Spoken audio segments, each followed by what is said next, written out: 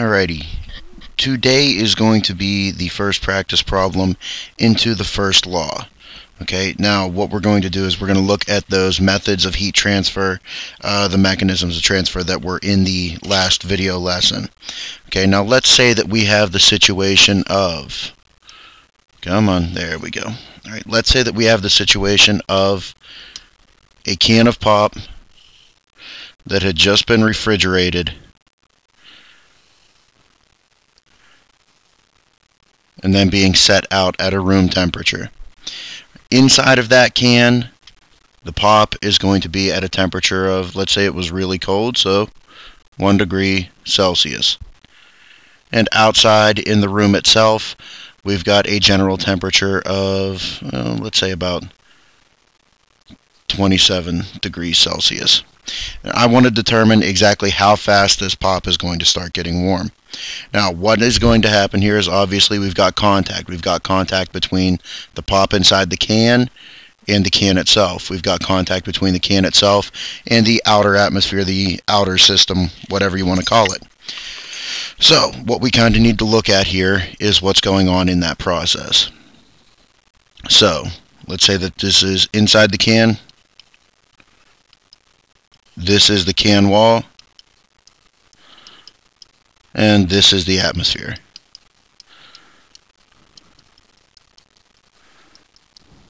Alright, so inside the can we have a temperature of 1 degree Celsius, which would be 274 Kelvin. The can itself is going to have sides at two different temperatures, 274 Kelvin, and on this side it's going to be 273 plus 27, which is going to be 300 Kelvin. Okay, now the two temperatures that we're dealing with are going to be this side of the aluminum and this side of the aluminum. Right? Now, so obviously heat is going to move here. Temperature is the driving force for heat, so that means that heat is going to go from the region of high temperature to the region of low temperature. So you're going to notice heat moving in this general direction right here. Okay, so what we want to do is we want to try to determine what the rate of that heat moving is, which in another word is power. Power is work done over time, heat transfer over time, however you want to describe it. That is how it works out. Now there's a couple of things that we need to know. Alright, the overall equation is power equals Ka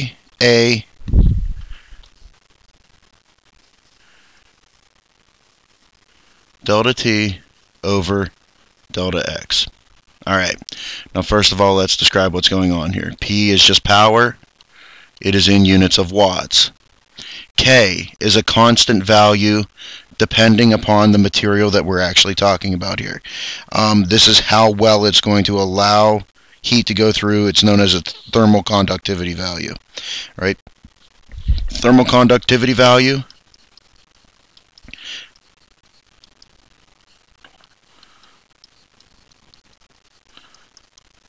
is going to be in units of normally watts per meter Kelvin.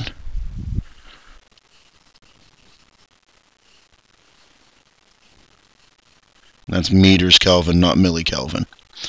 Okay, so basically it tells you how able this material is to allow heat to go from one side to the other. Metals are notoriously good thermal conductors. Non-metals are notoriously bad. Occasionally you'll get that, freak incident like diamond, something like that, that is going to allow heat to go through very well just because of the fact that it's got a really good lattice. But we can't count on that too often. A is the surface area.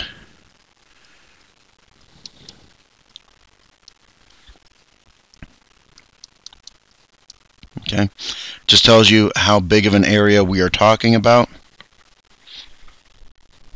Okay, and obviously the larger the surface area, the more heat is going to transfer. If you have an entire wall of windows, you're going to have more heat moving through that wall than if it was a solid brick wall or an insulated wall. And once again, large windows are going to allow more heat to go through than small windows would. Okay, and then the last two parts are relatively simple to work with. Okay, the delta T is just the change in temperature from one side to the other. And the delta X just has to do with the thickness of the material itself. Okay, so nothing too crazy on that one, but let's give it a shot here. So, change in temperature, thickness of material. Okay, now I'm going to shrink this stuff down and I'm going to show you how this works out. So, a few of these things I can start filling in right off the bat. I'm trying to figure out the change in energy over time, so I can't fill this in yet. So I'll leave that as a capital P. Equals K. Now K is going to be a different value for any individual metal that you pick. If we decided to pick aluminum, which a pop can would be made of, the units would be the number would be 237 watts per meter Kelvin. Okay, that is a handbook value. That is something that I will give to you. You will not have to look these up. In a lot of cases, different people have looked up these numbers or worked out these numbers in different ways. So because of that, I can't exactly just assume that you'll be able to find the same number I'm looking for. So because of that, the K value that we have here, 237 watts per mole Kelvin. Once again, watts per meter Kelvin.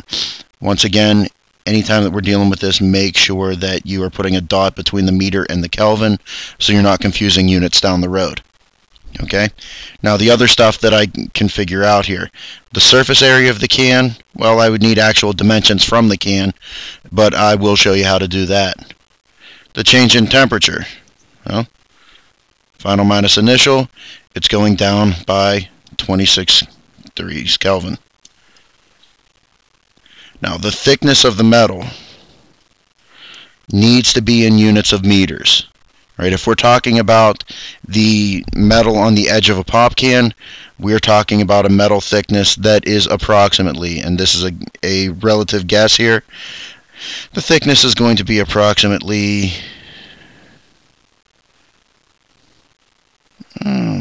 let's go about a half a millimeter in thickness. Now this is an assumption.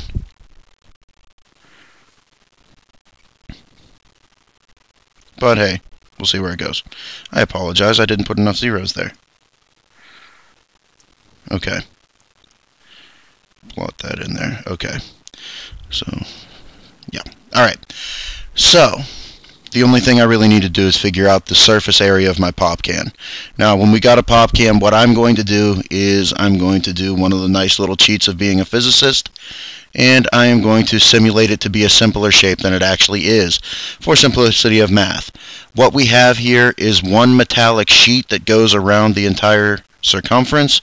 We also have a top cap and a bottom cap, which I can assume to be relative circles.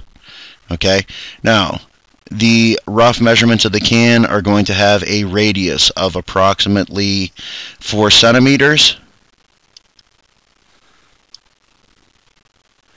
Okay. Now with that, area of a circle equals pi r squared. Now I want this to be in meters as well, so it would be 0.04 meters. Okay. So the area of the top of the can is going to be pi times 0.04 squared. I'm going to have two surfaces that are of roughly the same size, the top surface and the bottom surface. So whatever number I get here, I'm going to double to give me a general idea for the overall top and bottom area of that circle. Now I just plug this into a calculator. 0.04 squared is 0.0016 times pi gives me an area of, hold on here, 0.00, oh no, it's 0.04 squared times pi equals, the surface area that I am getting here is, for the top and bottom,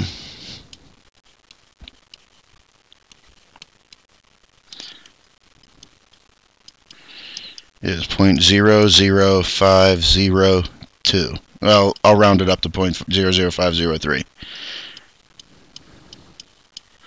Now, what I need to look at is this sheet that goes around the can itself. Now, I can assume it to be the height of the can times the circumference of the can. Okay, so the area of the sides equals the height of the can times circumference is 2 pi r. Because anytime you're doing the surface area of any object, all right, the surface area of any object is just literally going to be the length times the width. In this case here, the width goes the entire way around the can. But still, the height of a pop can is approximately 10 centimeters. So the area of the sides equals approximately 0.1 meters times 2 pi times 0.04.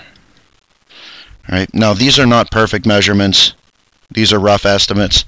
But once again, because there is also that little weird crooked thing down here, there's also a little bit of a weird curve here up at the top edge. Because of all of those things, we can kind of make these assumptions and just get a rough estimate of it. 0.04 times 2 times pi times 0.1. The area of the sides equals 0.02513. Okay, so all I have to do here is add up all of my areas to get one new surface area. So top plus bottom plus sides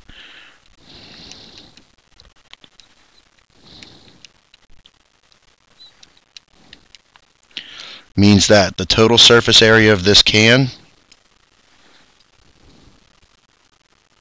is going to be equal to 0.0352 meters squared. Okay? So, I now know my area, 0.0352 meters squared. So I know everything here. K, K, A, delta T, delta T, delta X, delta X. So at this point, all I have to do is, well, plug and chug. I'm going to erase off my calculations for the area just to give me room to work here. All right, but nothing too crazy with this here. All right, so the amount of heat being lost per second equals, actually the heat being gained per second because the heat's going in, equals K, which is 237. Now, get in the habit of adding your units into this to make sure things are canceling out. Watts per meter Kelvin. That's my K. A, 0.0352 meters squared. Delta T, 26 Kelvin. Delta X, 0.0005 meters. Now the first thing that I'm going to do is I'm going to do a unit analysis to make sure that my units are going to work out properly.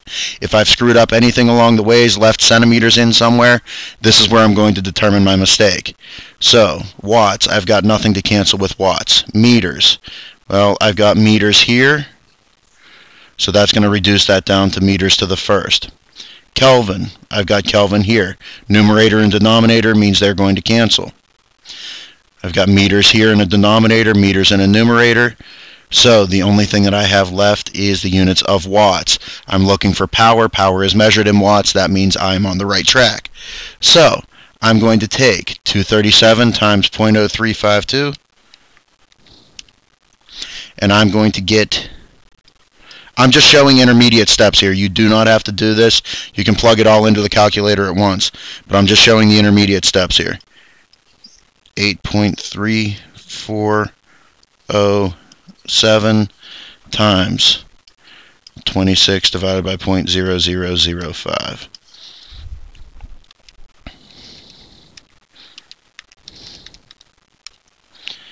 Alright, so the heat movement through this is 433,715 watts. Now, if I wanted to know exactly how much energy was leaving per second, the good thing is that watts are just in units of joules per second. So if I wanted to know how much heat was being lost per second, that would be 433,715 joules per second. So, same number out. So realistically, a pop can is not exactly a great thing to use to keep a material cold. Okay, metal is a very good heat conductor. That's why a lot of people have those can koozies, stuff like that, to try to keep their drinks colder while they're trying to drink them. All right, that will actually add a little bit of insulation to it. It adds a non-metallic material on there, and if you were to look at something like that rubber, or like a rigid foam, something like that, you'd be looking at a thermal conductivity of about 0.026 watts per meter Kelvin. So the nice thick neoprene sleeve is going to really keep your beverage a lot colder. But in general, this is how you do the math. Once you have seen this practice math problem, come up, see me to grab the homework assignment. All right, best of luck to you, and let me know if you need anything. This homework assignment will be due, the due date will be posted on the website. So good luck, and let me know if you have any problems.